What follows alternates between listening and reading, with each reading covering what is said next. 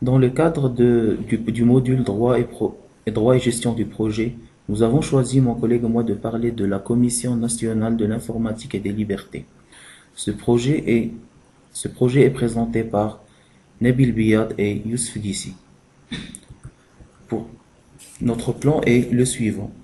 Nous allons commencer tout d'abord par parler de la loi informatique et liberté. Ensuite, nous parlerons de la CENIL, puis des 6 grands axes d'intervention de la CENIL, le CIL, ensuite du bilan de l'activité.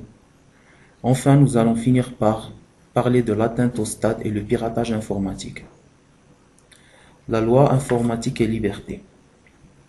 La généralisation de l'utilisation du numérique a multiplié les échanges des données personnelles par Internet, d'où la nécessité d'une loi protégeant de leur mauvaise utilisation. La loi de 1978 vient donc imposer le respect de la vie privée. La CENIL.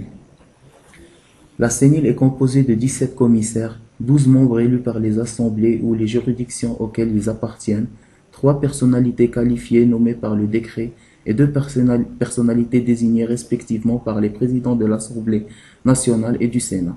Le président de la commission est élu par ses membres, de même pour son vice-président, ainsi que pour le vice-président délégué.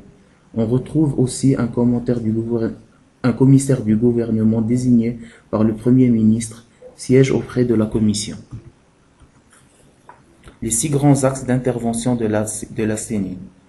Le recensement des fichiers. Un fichier est tout ensemble structuré et stable de données à caractère personnel, accessible selon des critères déterminés.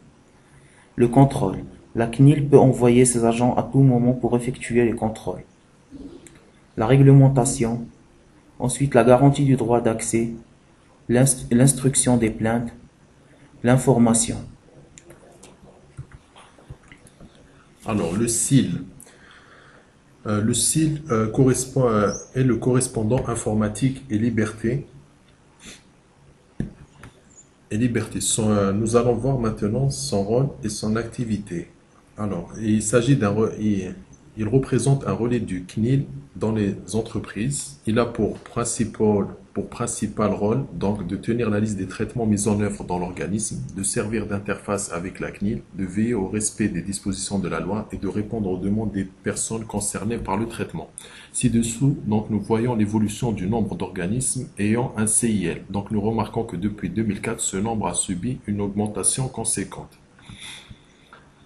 Le bilan d'activité de ces dernières 35 années est le suivant. Donc, de 1978 à 2004, nous avons enregistré plus de 36 200 plaintes et 47 avertissements.